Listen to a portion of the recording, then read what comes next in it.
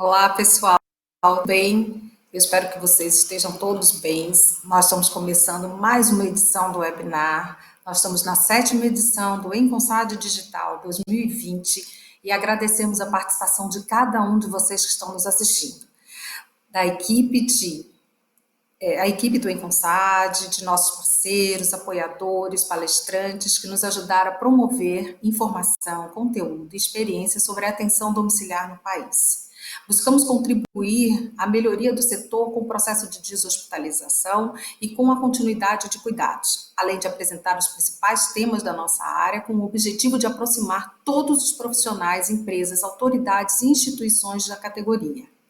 Nossa missão é atuar pela evolução do segmento, pela profissionalização e por melhores oportunidades para todos. Vamos aproveitar juntos esse momento e logo estaremos reunidos presencialmente para compartilhar tudo o que nós vivenciamos nesses 6 outros webinars. Essa é a nossa 7ª edição e o tema de hoje, o contexto atual do mercado da atenção domiciliar no Brasil, as visões de quem compra, vende e oferece estrutura para o funcionamento dos serviços. Desta vez, nós teremos como nosso coordenador e convidado especial o Wendel Santiago, que fará a introdução ao tema e conduzirá o debate com os nossos convidados, Ricardo Mendes, Érica Furlan, Rafael Martins, Luiz Felipe Fabi e Ashla Deci. Quero agradecer aos nossos apoiadores institucionais, o Ministério da Saúde, a Feira Hospitalar, a Brasfid, a Subenf, Fenafísio, FBH, a ONA e a Viva Comunicações. Meu agradecimento especial e de coração, sempre juntas, doutora Cristina Ribeiro, como nossa coordenadora científica, que nos deu a oportunidade de nos trazer temas importantes e relevantes para o setor.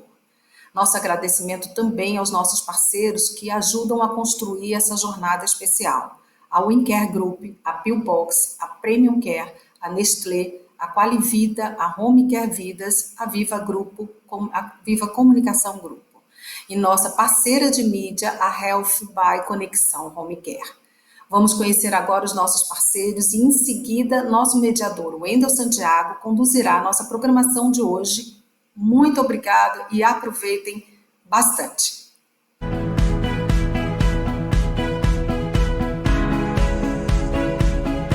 A Vidas Home Care foi fundada em 2005 na cidade de São Paulo. Hoje é uma das empresas mais reconhecidas no segmento, com unidades em Salvador, Belo Horizonte, Santos e Campinas. Mantém contratos com mais de 50 operadoras de saúde e realiza mais de 45 mil atendimentos por mês. Estamos expandindo o nosso trabalho para outras regiões do país, sempre focados na qualidade, capilaridade do atendimento e agilidade. A Vidas Home Care integra o Grupo Vidas, formado atualmente pelas unidades de Home Care, pela Azul Emergências Médicas e pelo COAT, Centro Oncológico Alto do Tietê. O Home Care promove, quando recomendado com ética, segurança e transparência, qualidade, humanização e conforto. Essa modalidade não é mais uma alternativa de serviços, e sim uma realidade presente na vida e na saúde de todos nós. Vidas Home Care. Pode contar com a gente. There is a place where lives, smiles, and times are ahead. Where scientific research meets human insight. Where beyond drugs, there is nutritional therapy. Where the medical landscape is changing. Because we are changing it. Where we look, we listen, and we act. And where food has always been our first medicine. Where we work together and bring people together in a passionate pursuit to challenge the status quo. Where we challenge the way we treat health conditions and challenge the ways of living with them. Where the quality of a life is as important as staying alive. Not where it is a matter of life and death, but where it is a matter of life. It is here where nutrition becomes therapy.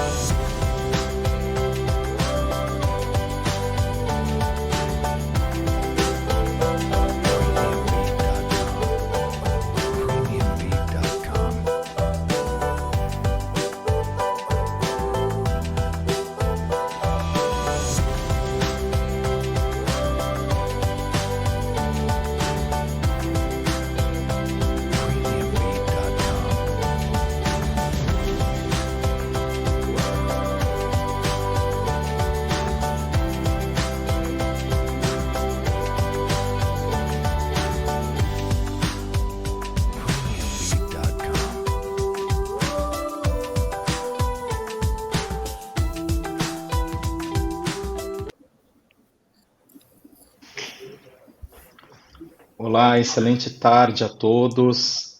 É um imenso prazer estar aqui com vocês em mais uma edição do Enconsad, a 7ª edição de webinar nessa plataforma, neste momento que a gente vive. Meu nome é Wendel Santiago, sou fisioterapeuta, atualmente presidente da Associação Brasileira das Empresas de Fisioterapia Domiciliar. E antes de falar dos nossos participantes, dos convidados dessa edição do Enconsad, eu aproveito a oportunidade para agradecer imensamente a Cláudia Pedrosa, presidente do Enconsad, e a doutora Cristina Ribeiro pela oportunidade, pelo convite da fisioterapia se fazer presente neste evento e estar aqui fazendo a mediação e trabalhando de uma forma efetiva em prol do que nós queremos, que é a valorização da fisioterapia. Um evento como esse engrandece muito nós fisioterapeutas de estarmos aqui mediando esse importante evento da atenção domiciliar. Esta tarde, nós teremos o prazer de ter aqui conosco alguns convidados ilustres, dentre eles, Dr. Luiz Felipe Fabi, médico graduado pela USP, especialista em saúde da família pelo Hospital Santa Marcelina, atua na atenção domiciliar de pacientes crônicos complexos da Prevent Senior, na transição para os cuidados continuados, na gerência dos serviços de remoções terrestre e aérea e na gestão de leitos interna e externa da operadora. Teremos também a doutora Ashila Delcico, médica ginecologista obstetra, com MBA em gestão de saúde pela FGV, superintendente médica da Sul América, responsável por transição de cuidados e relacionamento médico com a área médica dos estipulantes. Teremos também uma participação internacional, Ricardo Mendes, mestre em gestão de marketing pela IPAM Lisbon, The Marketing School, Universidade Europeia, delegado para Portugal da WinCare Spain. Teremos também Érica Furlan, engenheira química pela Unicamp, com MBA executivo empresarial pela FDC e pós-graduada em marketing e comunicação digital pela ESPM. Gerente de marketing e desenvolvimento de produtos do Vitaler. Divisão Home Healthcare da Air Liquid Brasil.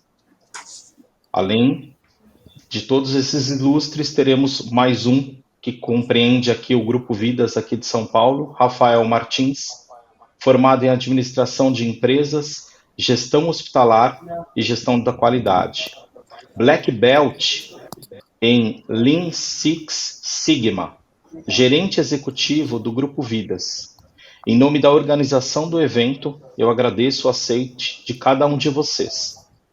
Falando um pouquinho do tema específico do nosso cenário atual, eu sou fisioterapeuta, atuo dentro da atenção domiciliar há 17 anos e há 13 anos eu estou no empreendedorismo deste setor, como empresa em São Paulo, voltada à fisioterapia domiciliar, além de há 5 anos estar à frente da maior associação e, na verdade, a associação representativa da fisioterapia domiciliar brasileira. Nesse período de atuação, eu garanto que seguramente nós estamos num momento de reinvenção. Tivemos, ao longo dessas edições dos Enconsades, falando de temas super importantes. E aqui, hoje, nós vamos falar do contexto atual, pensando em futuro, fazendo uma espécie de futurologia, a importância do nosso setor e falando um pouquinho de como vai funcionar o nosso setor até mesmo, pensando um pouquinho na pós-pandemia, em quantos elementos ricos nós ganhamos num momento tão terrível para a humanidade. Além disso, nós estamos passando por esse momento extremamente desafiador, onde, neste momento, a fisioterapia domiciliar, a Abrasfid, que corresponde aí a mais de 30 empresas, e estamos presentes em mais de 7 estados, além do Distrito Federal, nós estamos vendo um retorno dos pacientes à atenção domiciliar. Então, as constantes suspensões de atendimento no início da pandemia está modificando o cenário para um cenário muito melhor, fazendo com que as empresas tenham uma estabilização e os profissionais voltem a ter esses pacientes para fazer o atendimento e as famílias, obviamente, para ter o seu ente querido, o seu familiar, no centro desse cuidado e podendo ter essas terapias. Durante todo esse tempo, nós passamos por momentos de realmente reinvenção. Nós tivemos a telesaúde aprovada pela ANS, que foi tema de um webinar aqui do Enconsad, onde nós tivemos uma quebra de paradigma, principalmente no que tange a minha área, a fisioterapia, que até então nós não tínhamos nada específico, e aí nós tivemos esta novidade que veio, de fato, para cooperar, obviamente entendendo uma realidade de que dentro da atenção domiciliar, pensando na saúde suplementar, nós temos mais pacientes de média e alta complexidade, onde o presencial ele acaba tendo uma soberania. Então, este todo, né, é o nosso contexto atual, dentro desse universo da atenção domiciliar, e que a fisioterapia domiciliar trabalha de forma efetiva e que nós somos os profissionais com maior contato com esses pacientes. E aí, aproveitando e trazendo um pouquinho a visão dos nossos participantes aqui, eu gostaria que cada um falasse um pouco do contexto atual, na visão de vocês, na visão da corporação que vocês fazem parte, como que vocês veem este momento, com uma visão até mesmo futura. É importante pensarmos no atual e daqui para frente. E aí eu inicio essa fala pedindo para que a doutora Ashla fale um pouquinho sobre o contexto atual na visão dela. Muito obrigado, doutora, mais uma vez.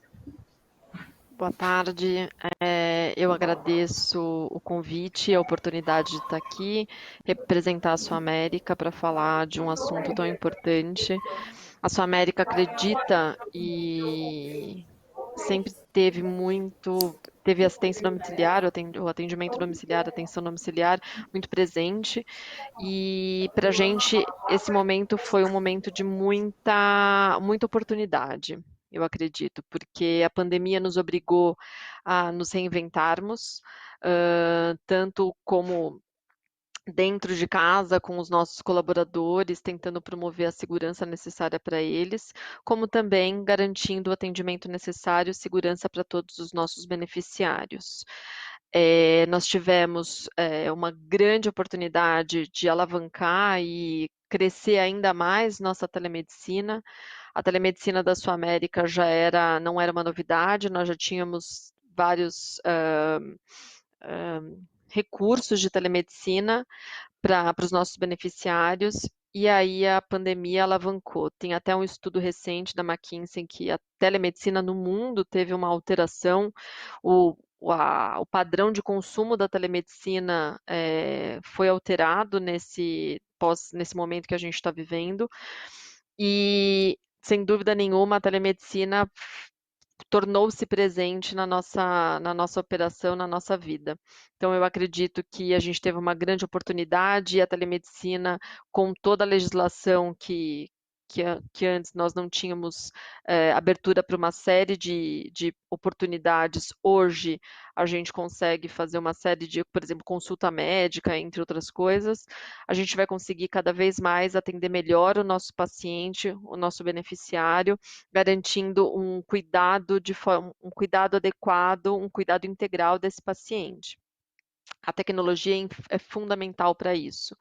Então, eu procuro sempre olhar o copo meio cheio. Então, acho que a nossa obrigação é fazer essa reflexão de quão positivo foi esse movimento, esse momento que a gente está vivendo, de muita incerteza, de um monte de coisa que a gente não sabia como é que ia ser o dia seguinte, como é que todas as coisas iam se comportar, mas eu acredito que a gente teve uma grande oportunidade para acelerar uma série de processos que foram fundamentais para o setor. A assistência domiciliar não pode ficar atrás. A gente, nesse momento de pandemia, continuamos firmes e fortes, investindo cada vez mais. A Sua América é uma empresa que investe em tecnologia, investe em inovação, e nesse momento não poderia ser diferente. Nós continuamos investindo em tecnologia, continuamos investindo em inovação para garantir o melhor atendimento para os nossos beneficiários. e a assistência domiciliar da Sul América não foi diferente. Nós temos uma preocupação gigantesca com os nossos beneficiários nesse momento de transição de cuidados, no momento de transição da internação para um atendimento ambulatorial ou um atendimento em domicílio. Estamos potencializando cada vez mais essa transição para que o beneficiário receba o cuidado certo, no momento certo, o cuidado adequado. Isso a gente continua fazendo e cada vez mais estruturando nossos processos para potencializar isso. Então, eu acho que nesse momento eu posso falar que as coisas positivas, a gente conseguiu muito resultado positivo apesar de todo esse momento terrível que a gente está vivendo. Muito obrigado, doutora. Agora eu passo a palavra para o nosso convidado internacional, Ricardo Mendes, para falar um pouquinho da visão dele, desse contexto atual em Portugal, Espanha, enfim. Por favor, Ricardo, mais uma vez, obrigado. Obrigado. Boa noite a todos. Agradeço à Inconsal pelo convite, à Cláudia Pedrosa também. É um prazer estar aqui convosco neste desafio, neste debate.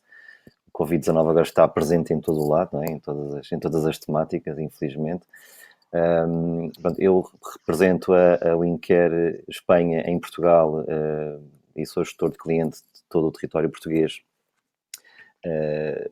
com a responsabilidade de desenvolver e acompanhar todos os nossos parceiros na área de ortopedias, distribuidores de material hospitalar e até empresas de apoio domiciliário. Portanto, até então, dentro deste contexto, a WinCare tem delegados em todas as zonas e sempre esteve muito próximo de todos os parceiros, ou seja, acompanha diariamente e fisicamente, seja no contexto cliente final ou então enquanto parcerias.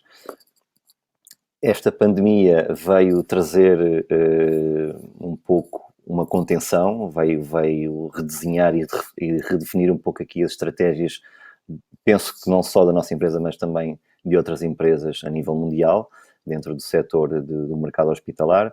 A WinCare, apesar de já ser uma empresa também inovadora na área da tecnologia, também sempre teve sessões de esclarecimentos para os nossos parceiros, não só a nível técnico, mas também a nível temático, ao nível da nossa terapeuta ocupacional, que desenvolve temas e esclarece sessões online dos nossos clientes com regularidade. O grupo WinCare, para ter aqui uma pequena introdução, o grupo WinCare está no mercado há 40 anos, somos fabricantes europeus de camas hospitalares, sistemas de elevação e transferência, almofadas e colchões terapêuticos com base portanto, para prevenção de úlceras de pressão, e com base nisto, em Portugal, o meu desenvolvimento de trabalho até então sempre foi o acompanhamento do cliente no terreno.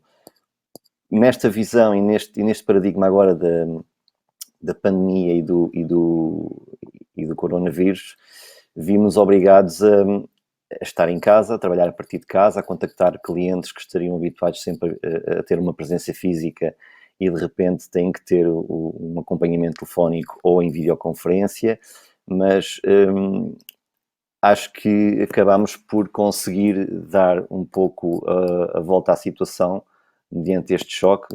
Agora falando um pouco na situação em particular aqui de Portugal, a partir de março foi quando se deu aqui um impacto maior em que tivemos que ficar em casa e trabalhar a partir de casa.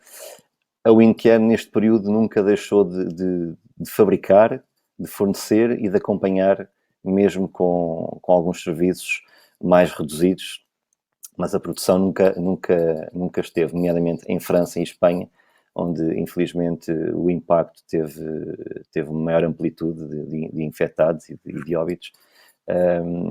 Tivemos sempre a dar resposta, sempre conseguimos responder e neste sentido julgo que estamos a redefinir e a readaptar a uma nova tendência. Os próximos tempos dirão, mas acho que no contexto do apoio domiciliário, os nossos parceiros, além de terem mais solicitações, porque aqui as instituições de idosos, algumas famílias acabaram por com receio e com medo, acabaram por levar os familiares para casa.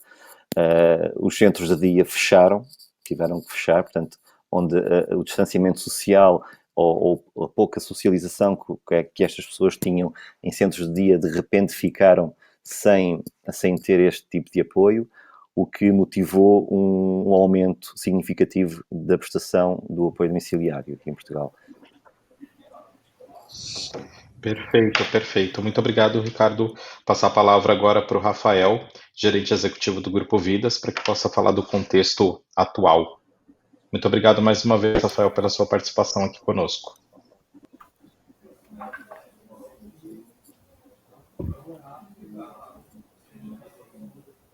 Rafael, me ouve? Bom, acredito que o Rafael não está me ouvindo. Eu vou então inverter. Está me ouvindo, Rafa? Rafael? Obrigado. Eu estou com um pouquinho de delay, tá, gente? Mas eu vou tentar me expressar o melhor possível. Eu estou com um pouco de delay aqui, Wendel. Ok, pode seguir, Rafael.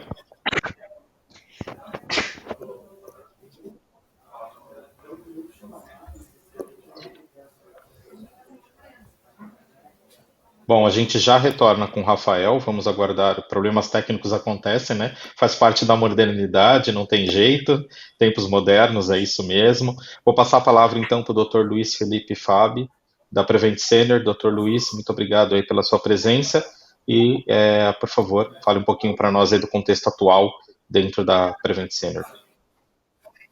Perfeito. Bom, obrigado a todos pelo convite, obrigado Cláudia, obrigado Cris, obrigado Wendel pelo convite. Falar rapidamente, a gente experienciou mais ou menos o que a doutora Rachla falou aqui. A gente, no começo, foi um pouco bombardeado pelo antigo Ministério da Saúde, né, o Ministro da Saúde. A sensação que a gente teve no início da pandemia foi de que todos os nossos segurados fossem, desculpe o perdão da palavra, fossem bater o carro ao mesmo tempo. Então a gente tinha que fazer alguma coisa, e principalmente incentivar o isolamento social, porque a gente cuida de uma população que é o foco da pandemia. É uma população acima de 59 anos, a média da Prevent Senior é de 64 anos, e a média do meu serviço domiciliar, do que eu coordeno, são 5.000 pacientes que a gente tem espalhados pela cidade de São Paulo, a média de idade deles é de 88 anos. Então, é o foco da pandemia, e a gente precisou fazer alguma coisa, tanto na estratégia dos pacientes rígidos, quanto na estratégia dos pacientes acamados. E aí o advento, a permissão do Conselho Federal de Medicina da telemedicina foi uma bela ajuda para a gente, a customização desse processo, o manejo desse paciente no domicílio e a transferência rápida do hospital para o centro de transição ou para o domicílio, evitando os saltos nos cuidados continuados, foi o que a gente conseguiu experienciar de melhor para a gente. O que a gente percebeu também em relação ao incentivo do isolamento social foi a gente conhecer a timeline do paciente, foi a gente, como a gente trabalha verticalizado, foi a gente conseguir acompanhar todo o paciente do início, desde o momento em que ele passou a primeira consulta, ter todo o histórico do paciente, conseguir identificar quem são os pacientes convalescentes dos pacientes que não tinham risco, e fazer uma estimulação desse isolamento social e a abordagem de telemedicina ativa para eles. A gente ligou, principalmente no começo, para os pacientes acima de 80 anos, buscando sintomas de Covid e incentivando o isolamento social. Nesse meio tempo, a gente começou o advento da telemedicina, a incorporação da telemedicina, e aí a gente começou a ligar para os pacientes acima de 70 anos. Para vocês terem uma ideia do tamanho de volume, os pacientes acima de 70 anos, de 70 para cima, são 120 mil pacientes, contando os de 80. Então a gente teve uma ajuda de toda a equipe médica, de enfermagem multiprofissional, educador físico, terapeuta ocupacional, ligando para todas essa população, incentivando o isolamento social e buscando sintomas positivos, e aí, de acordo com o nosso protocolo, cada um deles direcionando para o lugar certo, como a doutora Rachla falou, o paciente certo no lugar certo foi o que a gente experienciou de melhor. Perfeito, doutor, muito obrigado. passar a palavra agora para a Érica Furlan, da Vitaler, para que ela possa contextualizar um pouquinho a visão dela sobre esse contexto que a gente vive agora. Muito obrigado, Érica, por sua presença mais uma vez. Boa tarde a todos. Muito obrigada, Inconsad, Cláudia, pelo convite. É um prazer estar aqui hoje. Eu vou explicar um pouco o contexto da Air Liquide sobre 3 pilares: os impactos na forma de trabalho, os impactos no negócio e o impacto no perfil dos clientes.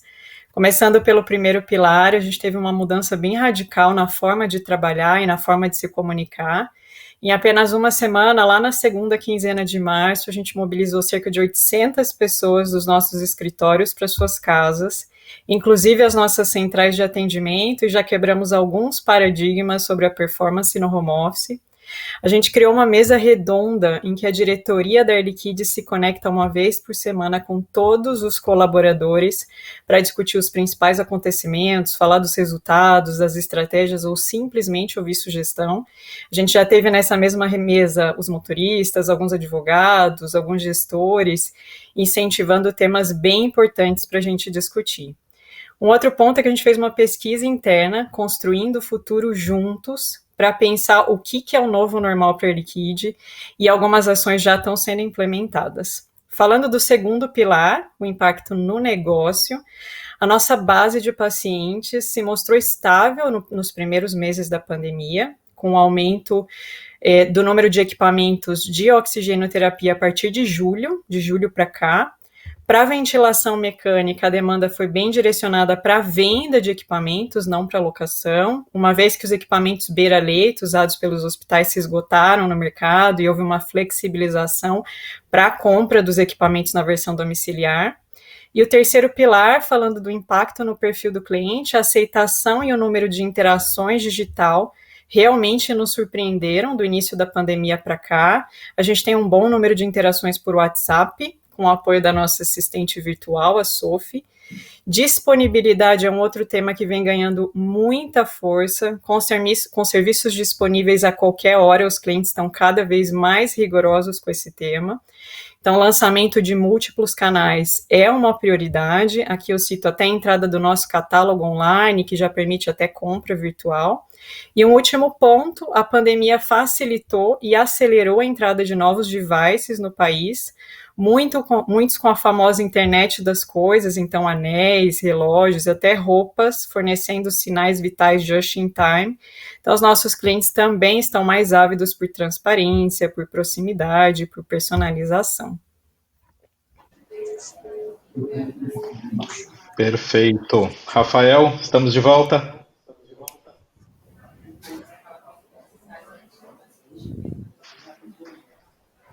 Eu acho que persistimos aí os desafios com o Rafael. Tá me ouvindo, Rafael? Tá me ouvindo? Tô.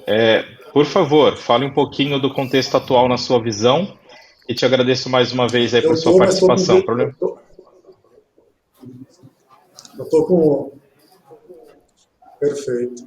Peço desculpas aí, que eu tô com um delay grande, eu não estava conseguindo entrar, tá? Primeiramente, eu gostaria de agradecer a Cláudia, a doutora Cristina e a Nestlé pelo convite. É uma honra poder participar de um evento tão importante para a área da atenção domiciliar, que é o Inconsad. Gostaria de agradecer também a família Vidas Home Care e a Azul Emergências Médicas, dizer que sem vocês nada disso seria possível. É uma grande honra fazer parte do time de vocês. Do contexto atual, pela capilaridade do Grupo Vidas, a gente está vivendo vários momentos. Então, depende da região, o que aconteceu em São Paulo há 2 meses atrás, está acontecendo agora, nesse momento, só que a gente está criando um time diferente, estratégias, a cultura acaba mudando, mas a doutora, na FOU, eu acho que tirar, houve várias situações, a gente conseguiu aprender. O telemonitoramento, a gente implantou em março, a convite de uma grande operadora, a gente fez um planejamento, um projeto com eles de telemonitoramento, já atendemos mais de 1.000 pacientes de Covid, 13 mil monitoramentos, isso nos ajudou bastante. O grupo, como eu coloquei, o Grupo Vidas hoje tem 4.200 pacientes em atendimento atualmente, e isso é um grande desafio, né? Porque cada região, como eu coloquei, está numa situação diferente. Mas eu acho que agregou bastante valor para todo mundo, apesar de ser uma situação muito triste para o mundo, mas agregou no sentido de temos que aprender a lidar, criar ferramentas para chegar e atender cada vez melhor os pacientes. Hoje eu sinto a engrenagem voltando ao normal, os pacientes que nós fizemos telemonitoramento já solicitando, né, atendimento presencial, que isso também é importante, acho que a gente vai ter que trabalhar com as duas vertentes, né, e teve uma queda nos atendimentos, uma pequena queda, mas a gente teve que se reinventar. Eu acho que a grande sacada da atenção domiciliar sempre foi se reinventar, né, e isso é bem importante para todos nós aqui. Com toda certeza, Rafael. Muito obrigado aí por sua contribuição, muito obrigado pela contribuição de todos. Nós sabemos que, até pelo relato de todos vocês, e meu também na fala inicial, nós tivemos que nos reinventar, passamos por algumas situações adversas, onde nós tivemos que realmente passar por um momento de reinvenção nas nossas corporações, né? Via telemedicina, a telefisioterapia, a telesaúde de uma forma mais ampla, né? Tantas outras questões que vieram aí em conjunto, e aí até aproveitando um pouquinho esse ensejo, eu gostaria de entender um pouquinho a visão de vocês sobre a questão da oferta da atenção domiciliar. Ela precisou ser reformulada durante essa pandemia, mudou algo em relação às autorizações, sobre os beneficiários usuários, eles queriam transitar para o atendimento domiciliar ou permanecerem hospitalizados por questões de segurança, assim, pensando na visão deles, assim, né, não na nossa mais técnica. E aproveitando, quais as dificuldades que vocês enfrentaram no que tange às deshospitalizações e protocolos, que acredito que tiveram que ser reajustados, quer dizer, acredito não, pela fala inicial foi reajustado nas corporações que vocês fazem parte durante o período pandêmico. Para abrir esse módulo agora de respostas, eu vou chamar o Dr. Luiz Felipe para ele poder falar um pouquinho. Legal, obrigado pela pergunta, Wendel. Na verdade, assim, a gente precisou, de fato, reformular a oferta da atenção domiciliar, sim. A gente descobriu que tinha muitos pacientes indo em pronto-socorros da Prevent Senior para fazer procedimentos que poderiam muito bem ser feitos no domicílio, como, por exemplo, aplicação de eritropoetina. Tinha gente que não tinha, ou o familiar não tinha manejo, ou o paciente se sentia inseguro, e ia no pronto-socorro, dia sim, dia não, uma vez por semana, para fazer essa aplicação. Aplicação de Noripurum, aplicação de Bezetacil, um curativo. Então, a gente começou, o que era exclusivo para o paciente acamado, a gente começou a abordar esse paciente no domicílio, a gente teve um aumento dessa oferta, e a gente precisou diferenciar dois tipos de carteiras. A gente precisou diferenciar a carteira dos acamados, que são aquelas onde a assistência domiciliar vai ser responsável pelo manejo clínico, que são esses 5.000 pacientes espalhados pela cidade de São Paulo, e outra carteira que apenas consumiria serviços domiciliares, era uma carteira que estava consumindo serviços em pronto-socorros e ambulatórios, que houve a necessidade de consumir no domicílio por causa da pandemia. Então, a gente criou uma diferenciação entre essa carteira, a carteira permanente do sistema domiciliar, que são esses 5.000 pacientes, e a carteira temporária, que são os pacientes que consomem apenas os serviços, onde não há o manejo clínico da equipe médica, de enfermagem multiprofissional desse paciente, apenas o serviço que ele demanda nesse momento, que normalmente por mês são 2.500, 2.800 pacientes, a mais desses 5.000 que a gente já ofertava esses tipos de serviço. E aí inclui serviços que você possa imaginar. Por exemplo, fisioterapia domiciliar, que precisou ser feita porque ele estava fazendo no núcleo de reabilitação e o núcleo de reabilitação foi fechado, fonoterapia, terapia ocupacional, e procedimentos mais exclusivos da enfermagem, como o que eu citei no começo, aplicações de antibióticos que não estão no rol da nossa aplicação inicial dos pacientes, pequenos curativos, pequenos procedimentos, como, por exemplo, retiradas de drenos, catéteres, retiradas de pontos, que o cirurgião, por exemplo, falava, olha, daqui uma semana você volta no PS para retirar. A gente precisou absorver esse tipo de serviço, criar protocolos para isso e descobrir um novo nicho que a gente não tinha explorado. Era um paciente que ia apenas no pronto-socorro para fazer esse procedimento que tinha sido recomendado, por exemplo, da cirurgia retirada de dreno, mas no momento em que ele batia no pronto-socorro, a gente rastreando essa timeline do paciente, ele não só consumia isso, ele consumia outras coisas, ele fazia um raio-x, ele passava no médico, ele já que estou aqui, então a gente descobriu que o manejo desse paciente no domicílio, não o paciente acamado, o paciente que demanda o cuidado e o manejo clínico, mas o manejo desse paciente temporário no domicílio nos mostrou bem gratificante e com um saving bem interessante, um ROI bem interessante para esse tipo de paciente. Em relação às deshospitalizações, a gente percebeu uma certa dificuldade quando a gente precisou restringir a visitação dos familiares. Houve no começo uma reclamação.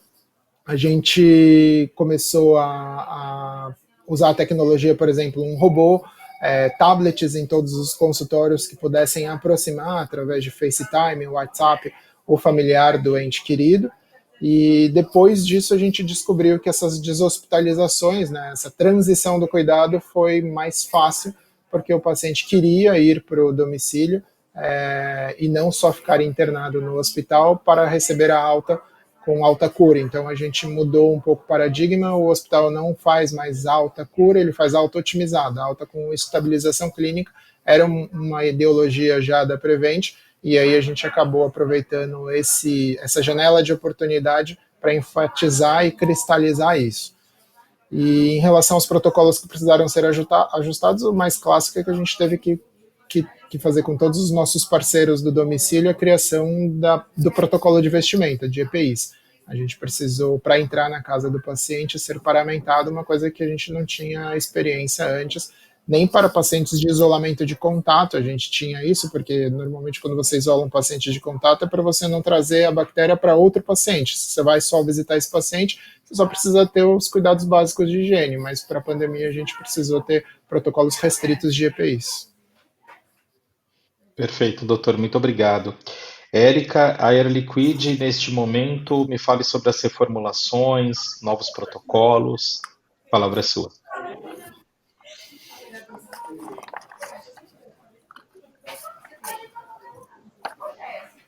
Não estou te ouvindo, Érica. E agora? Agora sim. Então, vamos lá.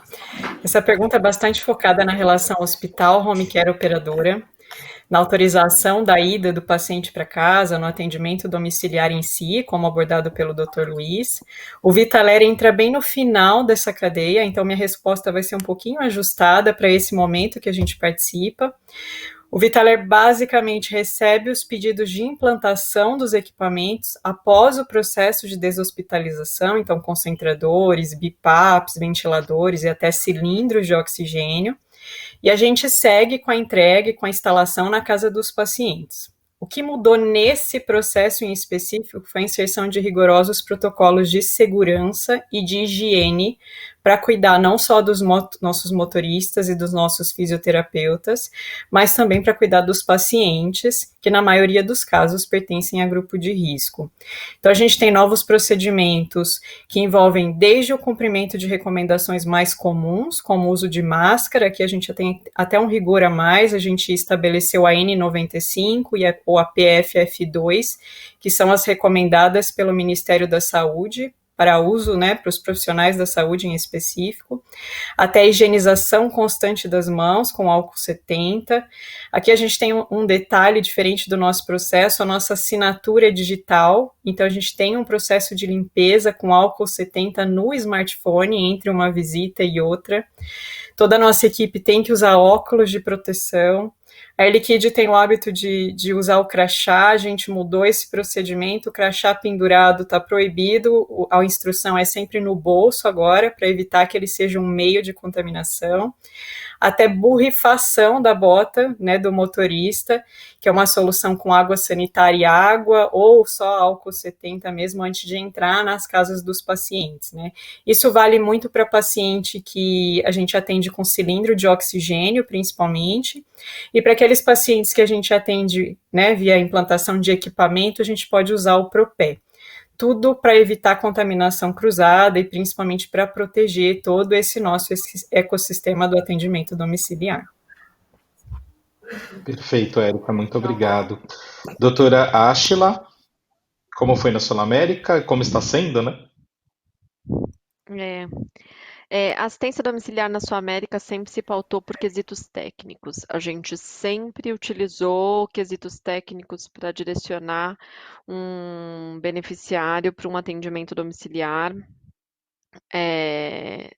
sempre utilizando critérios muito objetivos. Isso nós mantivemos, não tivemos qualquer mudança com relação a padrão de autorização, nada disso. Nós continuamos nos pautando por quesitos técnicos nesse momento de transição para domicílio. O primeiro processo que eu acredito que a gente teve um grande incremento, nós turbinamos o processo, foi toda a gestão de internação que nós temos com os nossos beneficiários, que desde a atuação da área que nós temos de gestão de internação, bem como a interação dessa área com outras áreas dentro da companhia, a gente ampliou. Então, nós nos tornamos cada vez mais próximos da auditoria, da área de prestadores, de todas as áreas da autorização prévia, de todas as áreas que precisam dessa interface para facilitar a deshospitalização do paciente dos hospitais de alta complexidade. Isso permitindo que o paciente permaneça o tempo necessário dentro do ambiente hospitalar e tenha disponibilidade de leitos adequada. A Sul América, como eu disse antes, potencializou toda a telemedicina, e não especificamente na assistência domiciliar, mas potencializou toda a telemedicina para garantir que o beneficiário tenha um atendimento sem a necessidade de buscar um pronto-socorro, ou seja direcionado a um atendimento presencial, por exemplo, em pronto-socorro, caso haja de fato indicação, para assim diminuir toda a exposição e, consequentemente, transmissão dos nossos beneficiários. Um ponto que foi muito relevante nessa ampliação dos nossos serviços de telemedicina, nós criamos no nosso aplicativo, a Sul América tem um aplicativo saúde com muitas funcionalidades, e o aplicativo saúde foi uma grande porta, uma grande oportunidade para os nossos beneficiários terem saúde e, assim, com acesso super fácil. Dentro do aplicativo, nós criamos um botão específico para pacientes com Covid. Nós ampliamos os nossos atendimentos. Então, para você ter ideia, nossa telemedicina saltou de 500 consultas para 60 mil de fevereiro a junho. Então, teve uma potencialização gigantesca. E aí, olhando especificamente para a assistência domiciliar, nós conseguimos conectar todo esse atendimento da telemedicina com a assistência domiciliar. Nós tivemos um caso, por exemplo, só para tentar tangibilizar para vocês, um caso em que uma mãe teve a criança, não tinha atendimento domiciliar de forma alguma. Ela tinha um acompanhamento já ambulatorial, mas era uma criança que tinha uma sonda. E pensando, e sacou essa sonda, e aí buscando evitar a procura de um atendimento médico, um pronto-socorro, para evitar a exposição, fez o atendimento na tela, e a gente conseguiu viabilizar isso, startar esse atendimento, acionamos o atendimento domiciliar para passagem de sonda nessa criança e, consequentemente, evitamos a ida desnecessária a um pronto atendimento, expondo o paciente. Isso funciona para antibiótico, isso funciona para outros tipos de atendimento, como o Luiz bem colocou. A Sul-América teve essa... Não mudou nenhum tipo de protocolo, não teve grandes diferenças, mas a gente quis estar muito presente e muito aberto e muito próximo para garantir que o beneficiário permaneça o tempo necessário no hospital. Então, como o Luiz colocou, essa mudança na Prevent, pensando não só na alta no momento da cura, mas na alta no momento de estabilidade, isso é algo que nós sempre buscamos dentro da Sul-América a alta no momento da estabilidade, e quando é permitido um atendimento, uma deshospitalização segura para o domicílio. Então, a gente potencializou isso para garantir conforto e segurança para todos os nossos beneficiários. Perfeito, doutora, muito obrigado. Quero passar a palavra para o Ricardo Mendes. O Ricardo vai falar mais sobre a questão da reformulação nesse período, né, e novos protocolos que, de repente, a WinCare possa ter tido aí neste período de pandemia. Bom, em relação a esta questão, a WinCare não é tanto de carácter hospitalar como a doutora Achila e a Érica em termos do aparecimento no final para o paciente quando existe a deshospitalização. De facto, nós acompanhamos tanto os nossos parceiros ou até mesmo ao paciente, ao seu próprio domicílio, se assim for necessário, sempre no âmbito de apoiar e de explicar e até promover uma melhor usabilidade dos nossos produtos. Como eu disse no início, a WinCare fabrica há 40 anos material hospitalar, nomeadamente camas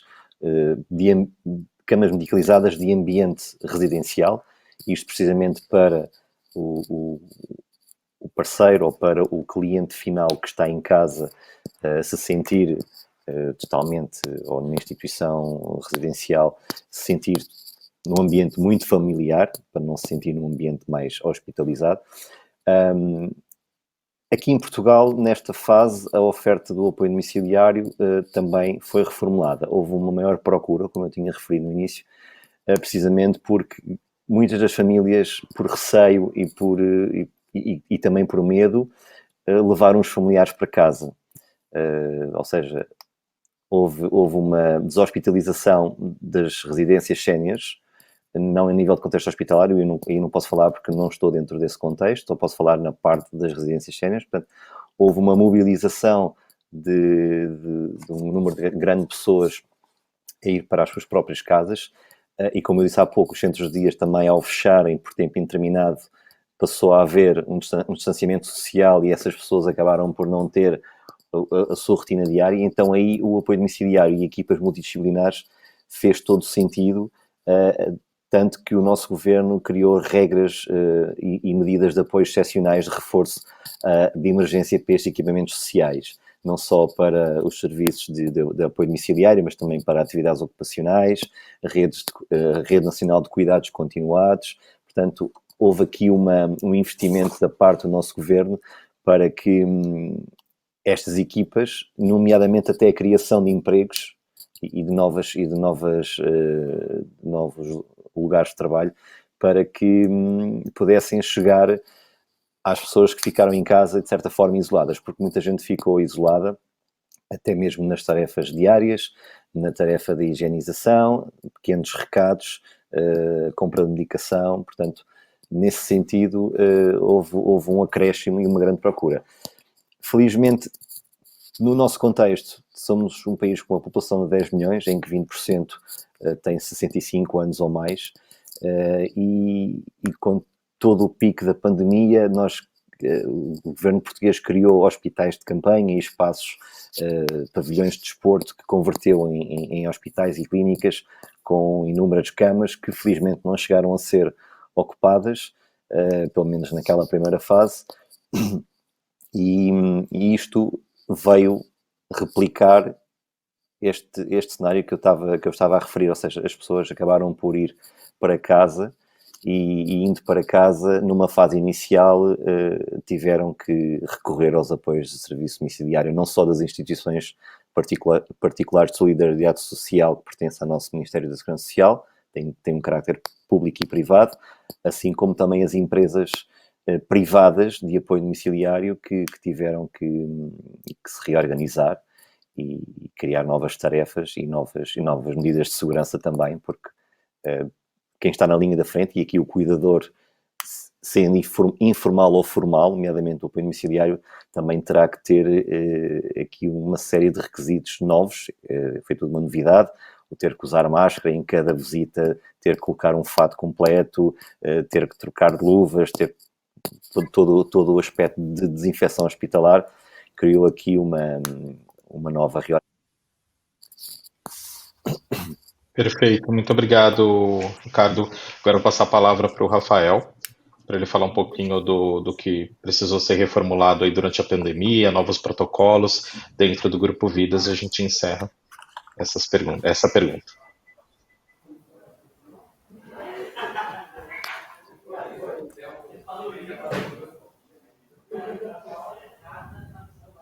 Bom, eu estou aguardando a retomada aí do Rafael. Vou falar um pouquinho aqui da questão da fisioterapia domiciliar, tá?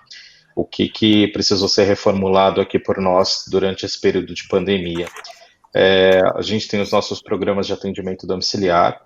Dentro desses programas de atendimento domiciliar, a gente sempre coloca como um programa de atendimento domiciliar inteligente para essa situação de pandemia, né?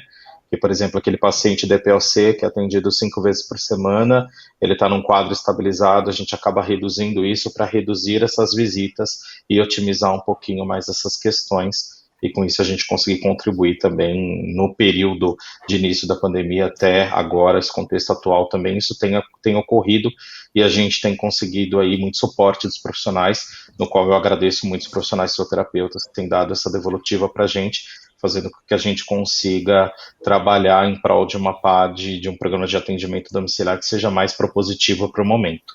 Rafael, vamos contar contigo agora. Vou voltar a palavra para você. Está me ouvindo?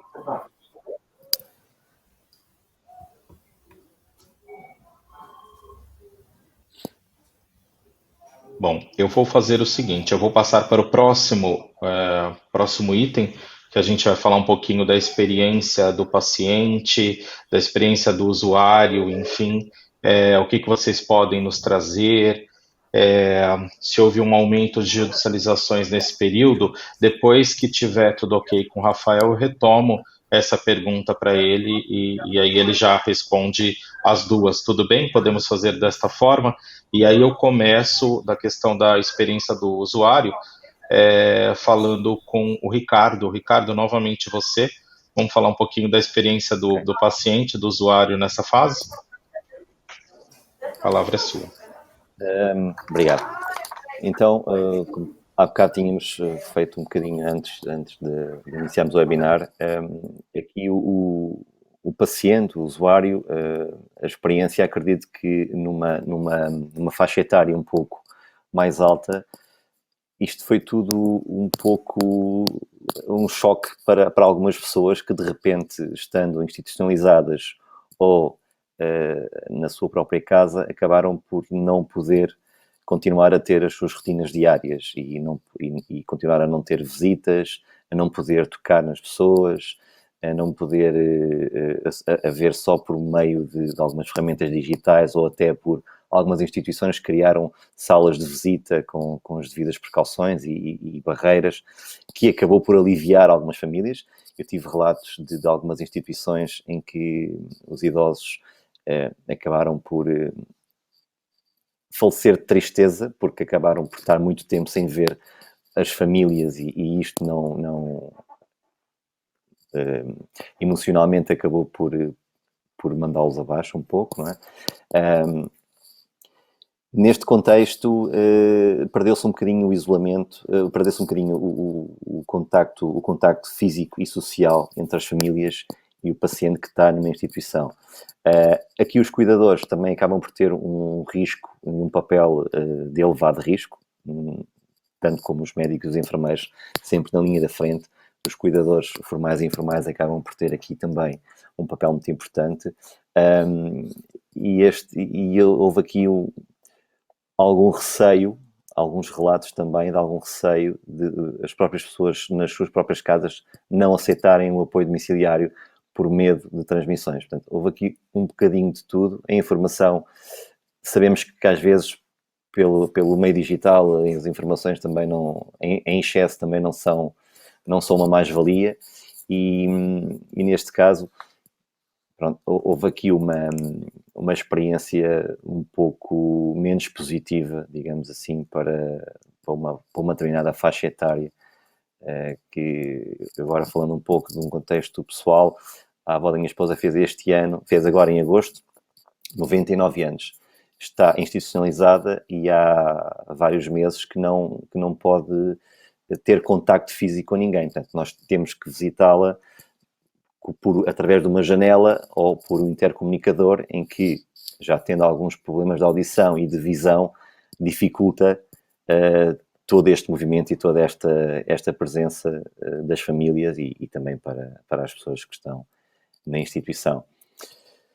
Relativamente à judicialização, há pouco, num debate prévio, nós aqui em Portugal temos a figura do médico de família, que é o médico a quem recorremos é um médico mais generalista, portanto, a quem temos que recorrer para qualquer situação que queiramos, para um diagnóstico, que somos encaminhados para um médico da especialidade e, por sua vez, então, aí sim, existem...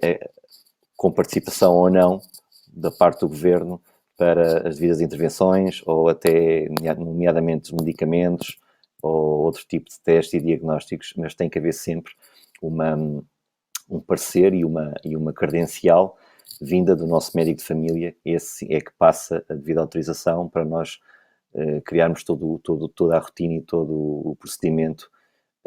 Não chegamos a ter aquela questão que o Dr. Luís estava a falar de recorrer judicialmente, como existe no Brasil, segundo eu percebi, a um advogado quando não existe uma compatibilidade de opiniões entre dois médicos. Aqui pode chegar a esse ponto, mas quando tem a ver já com seguradoras ou quando existe algo mais de caráter não clínico. Neste sentido, é um bocadinho diferente, já percebi. A nossa figura de médico de família é, digamos, quem encaminha depois, mediante as nossas queixas, quem encaminha para onde devemos ir, para o médico especialista, e depois segue todo um trâmite de parâmetros normais em relação a isso. Perfeito, Ricardo, muito obrigado. O Rafael não está na sala neste momento, né? Achei que fosse. Bom, vamos continuar então a experiência do usuário, a experiência do paciente. Eu vou passar a palavra então para o Dr. Luiz Felipe. Aí nós vamos fazer o seguinte: eu vou dar sequência nessa pergunta, depois eu retomo com o Rafael e aí ele acaba respondendo aqui as duas. Enquanto isso, ele vai solucionando as questões técnicas. Acho que é uma forma propositiva aí para a gente dar andamento. Dr. Luiz Felipe, vamos lá, falando um pouquinho da experiência do paciente. E judicialização, né? Na sequência, nesse período. Perfeito. Bom, primeiro em relação à experiência do paciente, a gente entende que se você não acompanha a jornada do paciente, do começo até o final, essa experiência ela pode ser reduzida, né? Então, a gente fez um trajeto da jornada do paciente, do momento em que ele está no ambulatório, para o momento em que ele está no PS, do momento em que ele interna, do momento em que ele vai para o hospital de crônicos, do momento em que ele vai para a atenção domiciliar ou para o hospital, para o centro de transição, mapeou esses tempos, mapeou as interações que aconteciam em relação a eles. A gente já tinha feito isso pré-pandemia e a gente otimizou esse fluxo da jornada do paciente no período da pandemia.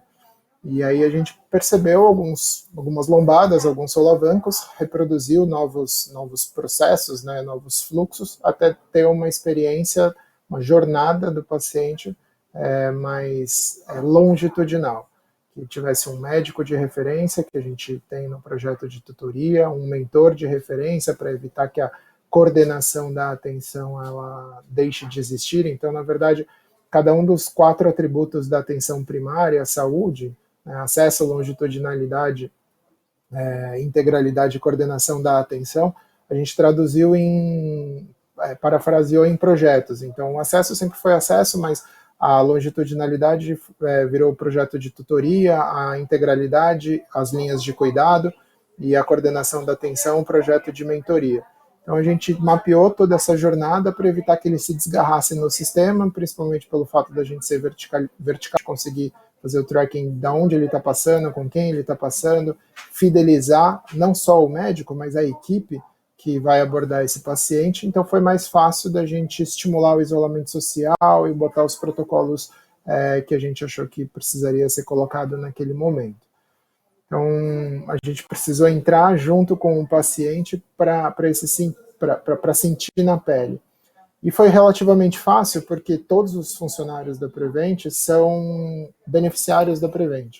Então, a gente tem aproximadamente 8 mil funcionários e mais uns 3, 4 mil dependentes desses funcionários que são beneficiários da Prevent Senior.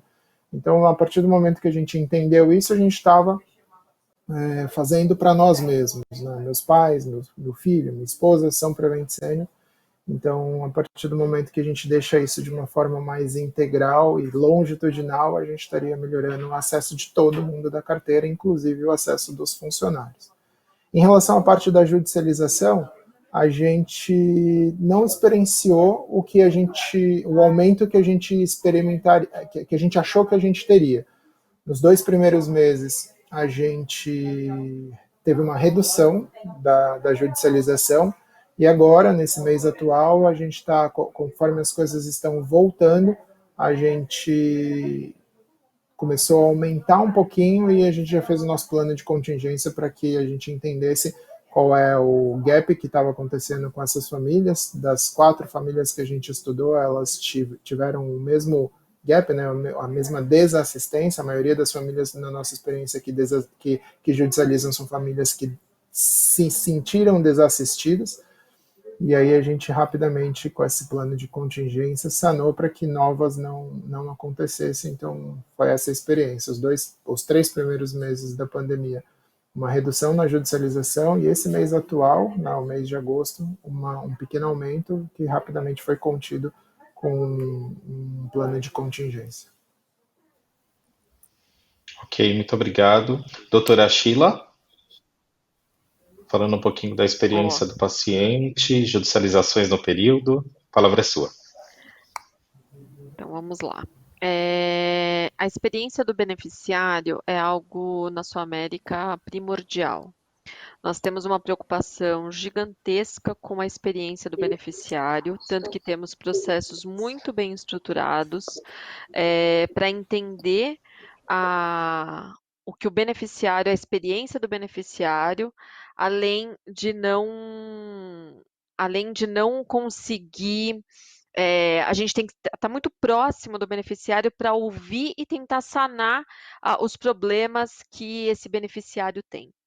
Então, para vocês terem ideia, nós temos áreas consolidadas, áreas grandes, buscando e processos diferenciados, buscando ouvir a experiência do beneficiário. Então, eu acho que está no nosso DNA, em todos os nossos processos, buscar ouvir o nosso cliente, entender o nosso cliente. E dessa vez não foi diferente. A gente precisou entender, a gente precisou ouvir o nosso beneficiário, nós temos canais, ampliamos nossos canais de atendimento e a gente quis ouvir. E nesse movimento de ouvir, de entender, de observar nosso beneficiário, uma das coisas que nos chamou bastante atenção foi a preocupação dos familiares ou dos próprios beneficiários no momento do atendimento. O beneficiário, a gente percebeu que muitas famílias tiveram muito medo, muito receio do atendimento, em manter esse atendimento. Manter o atendimento, lógico, seria uma exposição maior ao Covid. Então, muitos beneficiários solicitaram a suspensão desse atendimento. Aí, mais uma vez, nos antecipamos a esse movimento, buscando entender as condições que o beneficiário tinha para fazer esse movimento. Não é possível simplesmente um paciente que não tem estabilidade clínica, nós suspendermos o atendimento simplesmente vai suspender, e aí o que vai acontecer com esse paciente? Esse paciente vai ser reinternado, vai ter uma piora clínica, não é o ideal, de forma alguma é algo que nós que nós queríamos. Então, a primeira coisa que nós fizemos foi ter nos aproximado dos nossos prestadores de assistência domiciliar, entendendo quem estava fazendo isso e por quê. Além disso, entendendo se o paciente tinha condições de suspender o atendimento.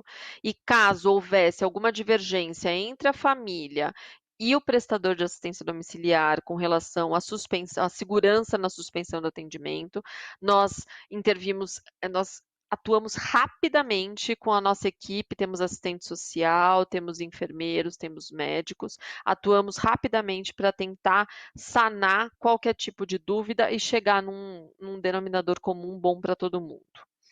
Isso foi uma das coisas mais relevantes que nós observamos nesse momento de mudança, que nos chamou bastante atenção, porque a gente sempre observa algumas dificuldades, tem todo um trabalho para desmames e alta do atendimento domiciliar, e nesse momento suspender completamente o atendimento foi uma surpresa, a gente não esperava que fosse dessa forma.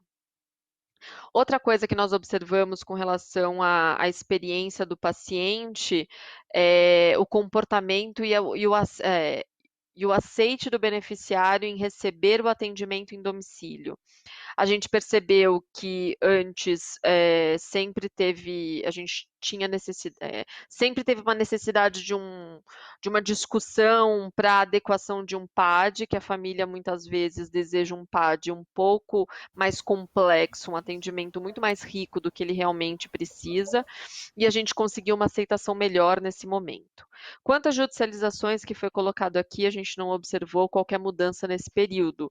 Inclusive, uma das coisas que a gente observou, e para nossa surpresa, pacientes que já tinham judicializado, estavam recebendo atendimento por liminar, solicitaram, por exemplo, nós tivemos alguns casos, solicitaram, por exemplo, a suspensão do atendimento nesse momento de pandemia. Perfeito, perfeito. Érica, trazer sua visão um pouquinho à frente da Airliquid sobre a questão da experiência do paciente, né, neste momento, e acho que a pauta maior para ti é mais essa questão mesmo. Exatamente, foi no final super estratégico. Eu sou uma das últimas a responder essa pergunta, porque realmente judicialização é algo que fica um pouco à parte da nossa realidade, então o meu foco vai ser 100% focado na experiência do cliente, na experiência do usuário. E aqui eu vou usar a segmentação dos nossos clientes, a segmentação que provavelmente está até mais presente na live com a gente hoje, que são os clientes que a gente chama B2B, home cares privados, e para essa audiência, os home cares privados, o Vitaler faz toda a interação entre empresas, né? Por isso o B2B. Em raríssimas exceções, a gente faz o contato direto com o paciente. Então, a gente executa recarga, implantação, retirada, somente com o consentimento e com o pedido formal de um home care, que interage diretamente com uma central de atendimento, e o principal canal é sempre e-mail para deixar tudo formalizado. Uma outra segmentação que a gente atende é a segmentação de atendimento domiciliar para órgãos públicos. Nesse caso, a cadeia é um pouco diferente. O nosso contato, na maioria das vezes, acontece diretamente com o paciente, que nos procura muito mais pelo telefone, também através de uma central de atendimento, quando o pedido não está na categoria automático.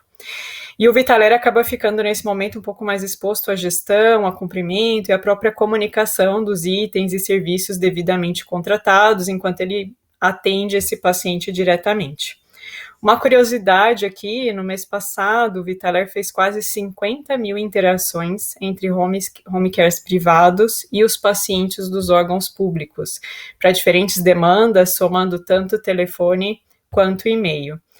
Então, a experiência desses clientes até aqui, né, com a pandemia, não teve muita alteração, a gente continua através da central de atendimento, continua com e-mail, continua com interação através do telefone, mas eu confesso que a gente tem planos um pouquinho mais ousados nesse campo. A ideia é que as atividades que possam ser automatizadas, como uma previsão de entrega ou uma simples emissão de segunda via de boleto, contem com o apoio da nossa assistente virtual, com a ativação de um chatbot, com o intuito de direcionar principalmente os nossos atendentes para atividades que realmente geram valor para os nossos clientes, né?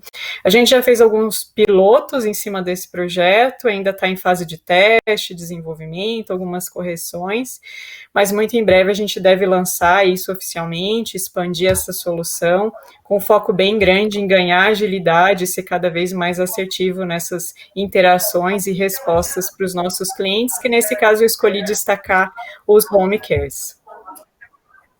Perfeito, perfeito. Eu acabei de ser informado aqui pela produção que a gente está com o tempo apertado, então vamos tentar oxigenar aqui mais as perguntas. A doutora Ashla, ela deu um spoiler da próxima pergunta, né?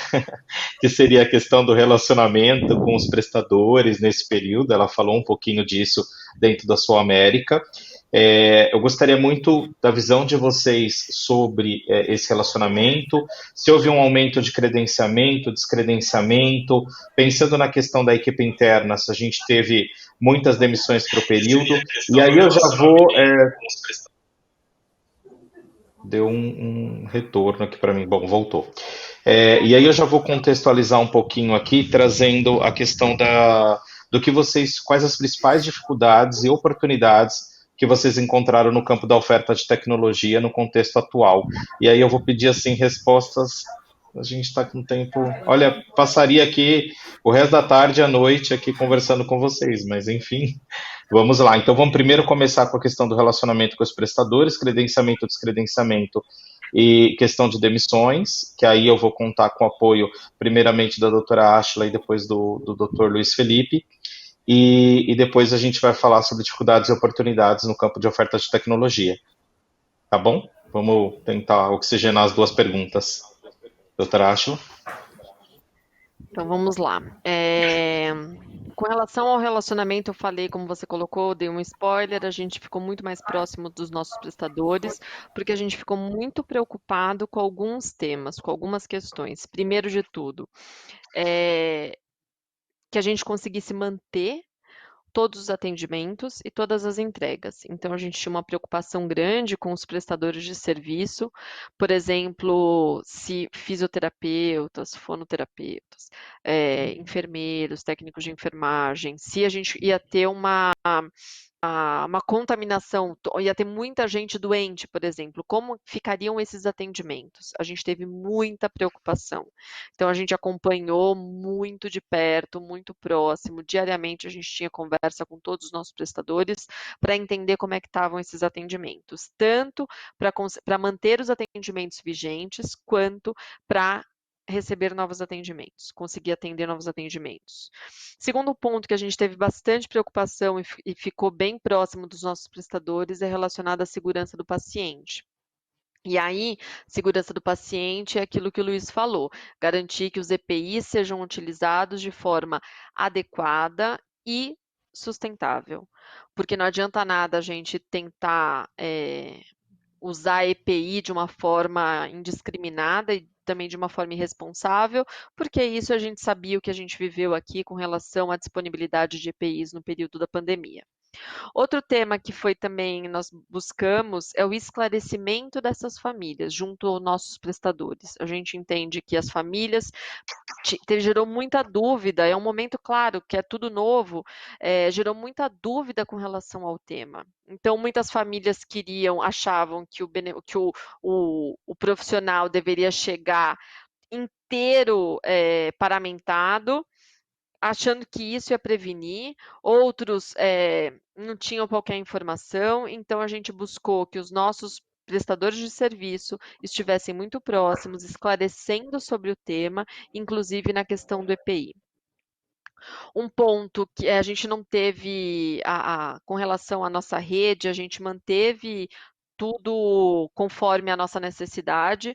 A gente manteve sempre observando o atendimento e a necessidade que a gente tem, olhando para novas vidas, novas áreas, novos clientes que nós adquirimos, que nós conseguimos fidelizar, que nós conseguimos ter durante esse período que nós tivemos.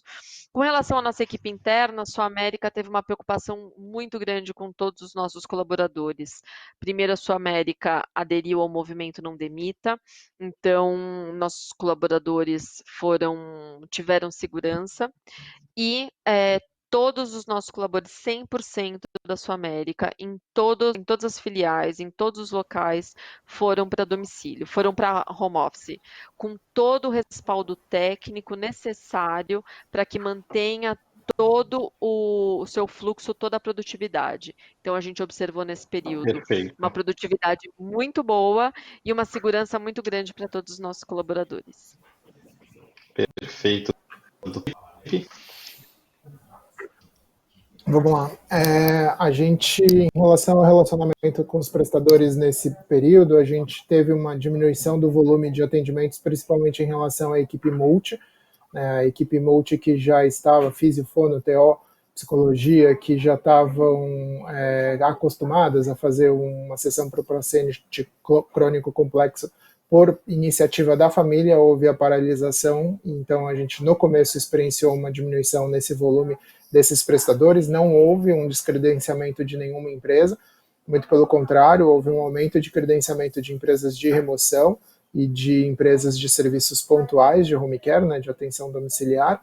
E em relação à parte da equipe interna, a gente não demitiu ninguém, muito pelo contrário, entraram novos funcionários, principalmente em relação à parte do teleatendimento, da telemonitoria, da teletriagem, então enfermeiros, médicos novos nesse sentido, e a gente não perdeu uma janela de oportunidade que a gente viu sendo criada de ter nosso próprio centro de transição. Então, a gente tem agora um projeto de 12 leitos no nosso antigo hotel, que se chama Centro de Transição Mariazinha, em homenagem à figura da Maria, né, católica. A igreja, a empresa, ela é católica e evangélica, né, os donos são católicos e evangélicos, e a mãe deles chama Maria, e pegou Covid e graças a Deus saiu depois de um bom tempo de internação, então foi uma homenagem a ela, então a gente não perdeu essa janela de oportunidade.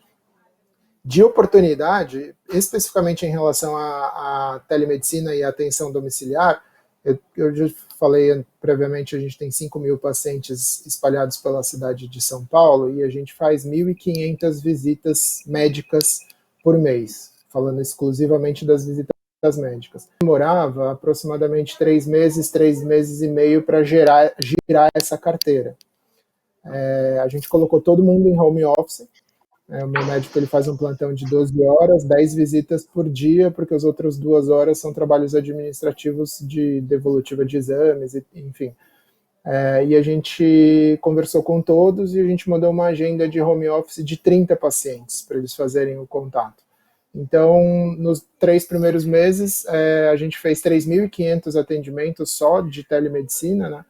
Então, em menos de 2 meses, eu girei essa carteira. E isso foi uma oportunidade, eu acho que não vai ter volta. Hoje a gente tem um projeto que mescla do paciente do domicílio de baixa, média e alta complexidade. Não existem mais só atendimentos presenciais. Existe um projeto onde o paciente de média complexidade vai receber X encontros no ano. Vão ser encontros de enfermagem e de médicos, remotos e presenciais. Mesma coisa para o paciente de média complexidade, a mesma coisa para o de baixa complexidade. Em relação à dificuldade, foi a gente conseguir dar uma conduta mais assertiva à distância. Então, como que a gente poderia se certificar de que, de fato, essa conduta era mais assertiva? Eu não tenho a possibilidade de fazer um exame físico palpável. Não, mas eu tenho a possibilidade de rodar um exame point of care, eu tenho a possibilidade de um auxiliar de enfermagem ou um enfermeiro encostar um esteto e eu à distância auscultar. Eu tenho a possibilidade de fazer um raio-x, um ultrassom domiciliar. Então a gente começou a sentir dificuldade em ter condutas mais assertivas por falta de informação e agora a gente tem um projeto para que a gente consiga angariar essas informações e municiar o médico do hospital virtual, o médico remoto, a ter condutas mais assertivas. Perfeito. Pessoal, a gente está com um tempo bem, agora, bem complicado mesmo. Eu vou fazer a última pergunta aqui. Na visão de vocês, em especial o Dr. Luiz Felipe e a doutora Ashila, e depois eu já começo com as considerações finais com o Ricardo Mendes e com a Érica, tá? E aí, Dr. Luiz Felipe e doutora Ashila. Vocês acreditam que a pandemia ela trouxe elementos para a regulamentação da atenção domiciliar? Como que vocês veem essa questão? Pode responder primeiro. Por favor, doutora. Desculpe. Pode começar, doutora. Acho que a pandemia, ela conseguiu acelerar, como eu disse no começo, ela acelerou inúmeros processos. Eu não acho que a gente tem ainda muita coisa para caminhar sobre esse assunto de regulamentação. Tem muita coisa para melhorar a qualidade, melhorar uma série de coisas, mas eu acredito muito que toda a tecnologia, base de dados, analytics, tudo que a gente tem vai vir de uma forma muito positiva para conseguir nos dar respaldo para uma série de ações, inclusive modelos novos de remuneração. A telemedicina está cada vez mais presente, como o Luiz colocou. Eu acho que a assistência domiciliar é uma área que tem um grande potencial, é uma área muito fértil para conseguir implementar a telemedicina. Acho que talvez seja a maior possibilidade que a gente tem de implantar a telemedicina é a assistência domiciliar. E eu acredito que com o avanço de tecnologia, a gente abarcar a tecnologia e inteligência no assunto, a gente vai estar seguro para qualquer movimento que nos aguarda aí no futuro. Perfeito, doutora. Doutor Luiz Felipe? Eu acho assim, uma coisa que a gente sempre almeja, né, que o serviço domiciliar, que a atenção domiciliar seja regulamentada. Para isso a gente precisa estar preparado para a hora que a ANS responder, falar o que vocês querem, a gente primeiro ter isonomia no discurso, né, falar nós queremos isso, exatamente isso, porque se cada um falar alguma coisa diferente, talvez a gente perca essa janela de oportunidade, né? A gente gosta muito de falar aqui nessa janela de oportunidade. Eu acho que o EconSAD é a ideia, né, de ter essa isonomia de ideias para que a gente possa falar, olha, né, a gente gostaria de regulamentar nesse formato.